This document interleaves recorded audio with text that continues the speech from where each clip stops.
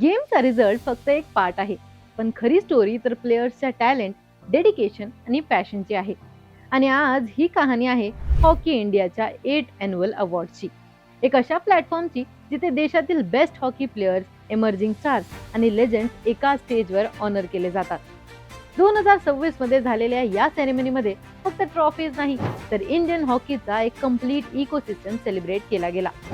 Hockey India अवॉर्ड्सची history बघितली तर हे अवॉर्ड 2014 पासून सुरू झाले आणि तेव्हापासून प्रत्येक वर्षी इंडियन हॉकीमधील टॉप परफॉर्मर्सला रेकग्नाइज करतात. मेन्स आणि विमेन्स कॅटेगरीज मध्ये best players, young talents, officials आणि लाईफ टाइम कंट्रीब्युटर्स सगळ्यांना एक स्ट्रक्चर्ड रेकग्नायझेशन मिळते.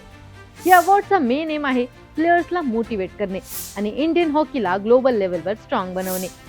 या वर्षीचा सगळ्यात मोठा हायलाइट होता player of the year award. Women's कॅटेगरीमध्ये नवनीत कौरने hockey India Balbir Singh senior award जिंकला.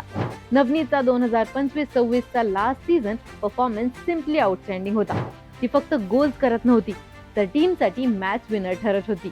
हैदराबादमध्ये झालेल्या FIH hockey women's world cup क्वालिफायर्स मध्ये तिने इंडियासाठी क्रुशियल रोल प्ले केला आणि सिल्वर मेडल जिंकून टीमला टॉप ॲडव्हान्टेज दिले. तिथे ती प्लेअर ऑफ द टुर्नामेंट पण ठरली आणि थर्ड हायेस्ट गोल स्कोरर पण बनली. त्या वर्षी नवनीत एशिया कप 2025 मध्ये पण इंडियासाठी शायनिंग स्टार होती, जिथे तिने टीमला सिल्वर मेडल मिळवले आणि फॉरवर्ड लाईन मध्ये पण तिने 6 गोल स्कोर केले. याच वर्षी तिने एक पर्सनल माइलस्टोन सुद्धा टच केला, जिथे तिने 200 इंटरनॅशनल कॅप्स कंप्लीट केले, जे तिचे एक्सपिरियन्स हायलाइट करते. नवनीतने अवॉर्ड मिळवल्यानंतर ती म्हणाली, I am truly honoured to be named player of the year. हे रेकग्नायझेशन खूप मोठं आहे आणि माझ्या टीममेट्सच्या सपोर्टमुळेच हे पॉसिबल झाले. मेन्स कॅटेगरीमध्ये हार्दिक सिंगला player of the year honour मिळाला आणि हा त्याच्या करिअर मधला तिसरा अवॉर्ड होता. हार्दिक मिडफील्डमध्ये इंडियन टीमचा इंजिन आहे. बॉल कंट्रोल, टेम्पो मेंटेन करणे आणि ट्रान्झिशन्स मध्ये गेम कंट्रोल करणे हे सगळे त्याची स्ट्रेंथ आहे. एशिया कप मधील त्याच्या परफॉर्मन्समुळे इंडियाला सक्सेस मिळाले आणि त्यामुळे हा अवॉर्ड त्यांना मिळाला. पण या अवॉर्ड्स मध्ये फक्त करंट स्टार्स नाही, तर एक लेजंडला पण रेकग्नाइज केलं गेलं, जे आहेत जफर इक्बाल. त्यांना major Dhyanchand lifetime achievement award देण्यात आला, जो हॉकी इंडियाचा हायेस्ट ऑनर मानला जातो. जफर इक्बालची जर्नी बघितली तर ते इंडियन हॉकीचा गोल्डन एरा रिप्रेझेंट करतात. 1980 मॉस्को ऑलिम्पिक्स मध्ये इंडियाला गोल्ड मेडल मिळवण्यात त्यांचा मोठं कंट्रीब्युशन होतं. त्यांनी एशियन गेम्स मध्ये सिल्वर मेडल जिंकले, चॅम्पियन ट्रॉफी मध्ये मेडल जिंकले आणि नंतर कोच आणि ॲडमिनिस्ट्रेटर म्हणून इंडियन हॉकीसाठी पण आपलं योगदान दिलं. लाईफ टाइम अचीवमेंट अवॉर्ड देण्याचा अर्थ फक्त एक ट्रॉफी नाही, तर दशकभराचं कंट्रीब्युशनला सलाम करणे आहे.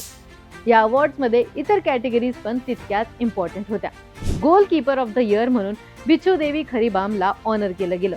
डिफेंडर कॅटेगरीमध्ये संजय, मिडफिल्डर मध्ये सुमित आणि फॉरवर्ड मध्ये सुखजीत सिंगला अवॉर्ड मिळाले. हे सगळे प्लेयर्स इंडियन टीम मध्ये वेगवेगळ्या रोल्स मध्ये इम्पॉर्टंट कंट्रीब्युशन देतात. अपकमिंग प्लेयर्स कॅटेगरीमध्ये पण यंग टॅलेंट हायलाइट झाले, जसे प्रिन्स दीप सिंग आणि साक्षी राणा. हे प्लेयर्स फ्युचरचा फेस आहेत आणि या अवॉर्ड्समुळे त्यांना रेकग्नायझेशन सोबत कॉन्फिडन्स पण मिळतो. पण या सेरेमनीचा एक इंटरेस्टिंग एक्सपेक्ट पण होता, टीम रेकग्नायझेशन. एशिया कप 2025 जिंकणाऱ्या इंडियन मेन्स टीमचा सत्कार केला गेला आणि ज्युनियर टीम्सला पण ऑनर केलं गेलं. हे दाखवतं की इंडियन हॉकी फक्त इंडिव्हिज्युअल ब्रिलियन्सवर नाही, तर टीम सक्सेसवर पण फोकस करतो. फायनान्शियल रिवॉर्ड्स पण या अवॉर्डचा एक मोठा पार्ट आहे. प्लेअर ऑफ द इयर विनर्सला 20 लाख तर लाईफ टाइम अचीवमेंट्सला 25 लाख देण्यात आले. हे सगळे इन्सेंटिव्ह प्लेयर्सला मोटिवेट करतात आणि स्पोर्टला फायनान्शियली स्टेबल बनवण्यास मदत करतात. या अवॉर्डचा बॉर्डर इम्पॅक्ट बघितला तर ही फक्त एक सेरेमनी नाही, हा एक मेसेज आहे की इंडियन हॉकी पुन्हा एकदा राईज करतोय. पास्ट मध्ये इंडियन हॉकी पॉवर हाऊस होतं, पण काही वर्षांमध्ये परफॉर्मन्स ड्रॉप झाला होता. आता स्ट्रक्चर सिस्टम, डोमेस्टिक डेव्हलपमेंट आणि इंटरनॅशनल एक्सपोजरमुळे हा स्पोर्ट पुन्हा ट्रॅकवर येतोय. नवनीत कौर आणि हार्दिक सिंग सारखे प्लेयर्स आज ग्लोबल लेवलवर इंडियाचं रिप्रेझेंटेशन करतायत. त्याच्या कन्सिस्टन्सीमुळे इंडिया इंटरनॅशनल टुर्नामेंटमध्ये कॉम्पिटेटिव्ह झाली आहे आणि दुसऱ्या साईडला जफर इक्बाल सारखे लेजंड्स रिमाइंड करतात की सक्सेस ओव्हरनाईट येत नाही, त्यासाठी दशकांची मेहनत लागते. हॉकी इंडिया अवॉर्ड हा एक ब्रिज आहे, जिथे पास्ट, प्रेझेंट आणि फ्युचर एकत्र येतं. लेजंड्स इन्स्पायर करतात, करंट प्लेयर्स परफॉर्म करतात आणि यंग टॅलेंट फ्युचर बिल्ड करतात. पण या सगळ्यामध्ये एक डीपर मेसेज पण आहे की रेकग्नायझेशन मॅटर्स. जेव्हा प्लेयर्सना अप्रिसिएशन मिळतं तेव्हा ते अधिक मोटिवेटेड होतात आणि त्यांचा डिरेक्ट इम्पॅक्ट परफॉर्मन्सवर दिसून येतो. इंडियन हॉकीची जर्नी आता एक इंटरेस्टिंग फेज मध्ये आहे. इन्फ्रास्ट्रक्चर इम्प्रूव्ह होतंय, ग्रासरूट लेवलवर टॅलेंट डेव्हलप होत आहे आणि इंटरनॅशनल स्टेजवर इंडिया ग्रॅज्युअली स्ट्रॉंग होताना दिसत आहे.